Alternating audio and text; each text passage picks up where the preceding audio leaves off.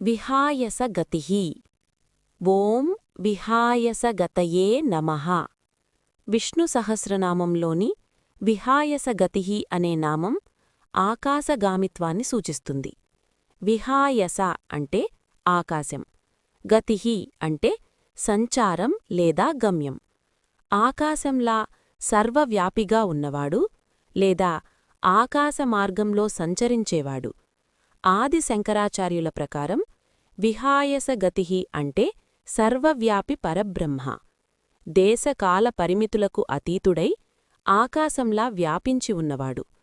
పరాశర భట్టారు అభిప్రాయం ప్రకారం శ్రీమన్నారాయణుడు గరుడవాహనుడై దివ్యలోకాల్లో సంచరించేవాడు. భక్తులను సంసార బంధనాల నుండి ఎత్తి పరమపదానికి చేర్చే గమ్యస్వరూపుడు. కాబట్టి ఆకాశంలా వ్యాప్తుడై భక్తులకు పరమ గమ్యుడైనవాడే విహాయసగతిః. జ్యోతిః ఓం జ్యోతిషే నమః. విష్ణు సహస్రనామంలోని జ్యోతిః అనే నామం పరమ ప్రకాశ స్వరూపాన్ని సూచిస్తుంది. జ్యోతిః అంటే వెలుగు, ప్రకాశం. సూర్యచంద్రాదులకు ప్రకాశకారణమైన ఆది జ్యోతి పరమాత్మనే. ఆది శంకరాచార్యుల ప్రకారం జ్యోతిః అంటే స్వప్రకాశమైన పరబ్రహ్మ. ఇతర ప్రకాశాలన్నింటినీ బోధింపజేసే చైతన్యరూపుడు, జ్ఞానస్వరూపుడైన వెలుగు. పరాశర భట్టారు అభిప్రాయం ప్రకారం శ్రీమన్నారాయణుడు భక్తుల హృదయాంధకారాన్ని తొలగించే దివ్యజ్యోతి. ఆయన కటాక్షమే అజ్ఞాన నివారణానికి కారణం. కాబట్టి సర్వప్రకాశకుడై జ్ఞానరూప వెలుగైనవాడే జ్యోతిః. సురుచిః ఓం సురుచయే నమః. విష్ణు సహస్రనామంలోని సురుచిః అనే నామం దివ్యశోభను, మంగళరుచిని సూచిస్తుంది. సు అంటే శోభనమైన, రుచి అంటే కాంతి లేదా ఇష్టం. అపార సౌందర్య కాంతులతో భక్తులను ఆకర్షించేవాడు పరమాత్మ. ఆది శంకరాచార్యుల ప్రకారం సురుచిః అంటే స్వప్రకాశ స్వరూపుడై చైతన్యజ్యోతితో ప్రకాశించేవాడు. ఆయనలోనే శుభరుచి, మంగళకాంతి పరిపూర్ణంగా నిండి ఉంటుంది. పరాశర భట్టారు అభిప్రాయం ప్రకారం శ్రీమన్నారాయణుడు దివ్య మంగళ విగ్రహ సంపన్నుడు. ఆయన రూపగుణాల మాధుర్యం భక్తుల హృదయాలలో ప్రేమను కలిగిస్తుంది. అందువల్ల శోభన కాంతితో, మంగళరుచితో విరాజిల్లేవాడే సురుచిః. హుతబుక్ ఓం హుతభుజే నమః. విష్ణు సహస్రనామంలోని హుతబుక్ అనే నామం యజ్ఞస్వరూపాన్ని సూచిస్తుంది. హుతం అంటే హోమంలో అర్పించిన హవిస్సు. బుక్ అంటే భోక్త. సమస్త యజ్ఞాలలో అర్పింపబడిన హవిర్భాగాలను స్వీకరించేవాడు పరమాత్మ. ఆది శంకరాచార్యులు ప్రకారం హుతబుక్ అంటే అగ్నిరూపంలో యజ్ఞహవిస్సులను భుజించేవాడు. వాస్తవానికి యజ్ఞఫలభోక్త పరబ్రహ్మ స్వయమే. పరాశర భట్టారు అభిప్రాయం ప్రకారం శ్రీమన్నారాయణుడు యజ్ఞపురుషుడు. భక్తులు సమర్పించిన ద్రవ్యాలను, భక్తిని సంతోషంతో స్వీకరించి వారికి శుభఫలాన్ని అనుగ్రహిస్తాడు. కాబట్టి యజ్ఞార్పణాల భోక్తగా భక్త సమర్పణలను స్వీకరించేవాడే హుతబుక్. విభుః ఓం విభవే నమః. విష్ణు సహస్రనామంలోని విభుః అనే నామం సర్వవ్యాప్తి, అపార శక్తిని సూచిస్తుంది. విభు అంటే వ్యాపకుడు, మహత్తర శక్తి సంపన్నుడు. సమస్త జగత్తులో అంతర్యామిగా విస్తరించి దేశకాల వస్తు పరిమితులకు అతీతుడై ఉన్నవాడు పరమాత్మ. ఆది శంకరాచార్యుల ప్రకారం విభుః అంటే పరబ్రహ్మస్వరూపమే సర్వవ్యాపి చైతన్యం. అణువులోనూ విస్తారంలోనూ సమంగా ఉన్నవాడు. ఏకమే వాస్తవ సత్యం. పరాశర భట్టారు అభిప్రాయం ప్రకారం శ్రీమన్నారాయణుడు అనంత కళ్యాణ గుణపూర్ణుడు. సర్వలోకాలలో విస్తరించి భక్తులను రక్షించేవాడు. తన ఐశ్వర్యంతో జగత్తును పాలించేవాడు. కాబట్టి సర్వవ్యాపకుడై అపార శక్తి సంపన్నుడైనవాడే విభుః.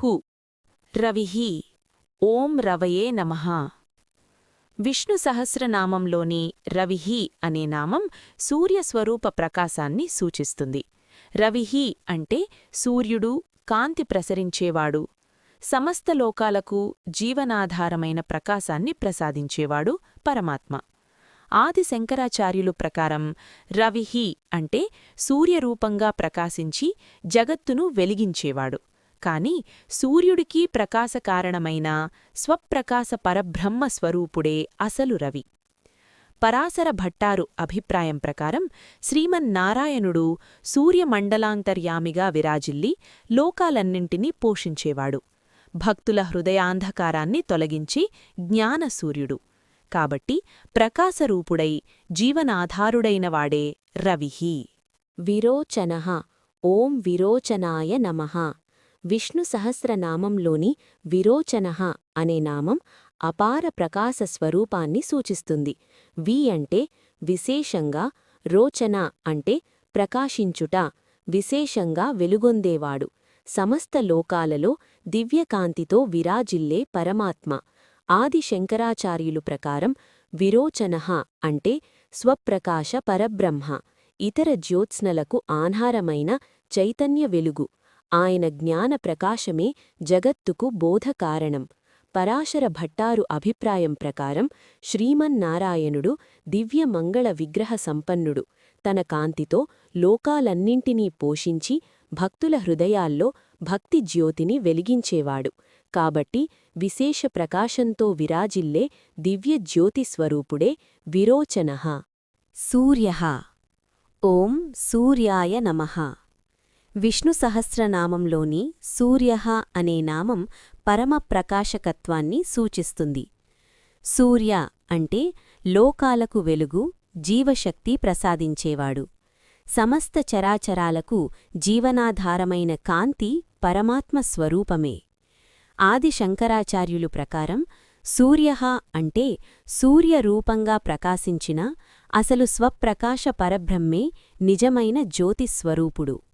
ఆయన వల్లే సూర్యుడికి కాంతి. పరాశర భట్టారు అభిప్రాయం ప్రకారం శ్రీమన్నారాయణుడు సూర్యమండలాంతర్యామిగా లోకాలన్నింటినీ పోషించేవాడు. భక్తుల అజ్ఞానాంధకారాన్ని తొలగించే జ్ఞాన సూర్యుడు. కాబట్టి ప్రకాశరూపుడై జీవనాధారుడైన దివ్య జ్యోతిస్వరూపుడే సూర్యః. సవిత. ఓం సవిత్రే నమః. విష్ణు సహస్రనామంలోని సవిత అనే నామం సృష్టికర్త, ప్రేరేపకుడు అనే తత్వార్థాన్ని సూచిస్తుంది. ధాతువు ప్రసవించుట, ఉత్పత్తి చేయుట అనే భావాన్ని ఇస్తుంది. సమస్త జగత్తును సృజించి చలింపజేసేవాడే సవిత.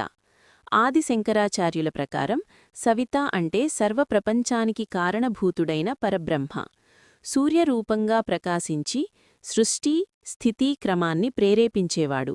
కాని ఆయన స్వరూపం నిష్క్రియ చైతన్యమయమైన బ్రహ్మమే.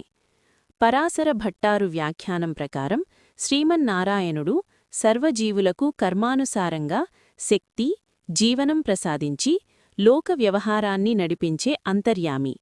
భక్తుల హృదయాల్లో ధర్మ ప్రేరణను కలిగించేవాడు. కాబట్టి సృష్టికి మూలకారణుడై చైతన్య ప్రేరణ స్వరూపుడైన పరమాత్మనే సవిత. రవిలోచనః. ఓం రవిలోచనాయ నమః. విష్ణు సహస్రనామంలోని రవిలోచనః అనే నామం రవి సూర్యుడు, లోచనం కన్ను, అయినవాడు అనే తత్వార్థాన్ని సూచిస్తుంది. సూర్యుడే ఆయన నేత్రము. జగత్తు అంతటినీ దర్శించి ప్రకాశింపజేసే దివ్య చక్షుస్వరూపుడు. ఆది శంకరాచార్యులు ప్రకారం సూర్యుడు పరమాత్మకు నేత్రస్వరూపంగా భావించబడిన ఉపాధి. అసలు చూస్తున్నది స్వప్రకాశ చైతన్యమైన బ్రహ్మమే. సూర్యకాంతి ద్వారా జగత్తు బోధ్యం అవుతుంది కాబట్టి రవిలోచనః అంటే సాక్షి చైతన్య స్వరూపుడు. పరాశర భట్టారు వ్యాఖ్యానం ప్రకారం శ్రీమన్నారాయణుడు సూర్యమండలాంతర్యామిగా సమస్త లోకాలనూ దర్శించి కాపాడుతూ ధర్మవ్యవస్థను నిర్వహిస్తాడు. సూర్యచక్షువుల ద్వారా భక్తులపై కృపాకటాక్షం ప్రసరింపజేస్తాడు. కాబట్టి సూర్యుని నేత్రముగా ధరించి లోకాలను ప్రకాశింపజేసే పరమాత్మనే రవిలోచనః.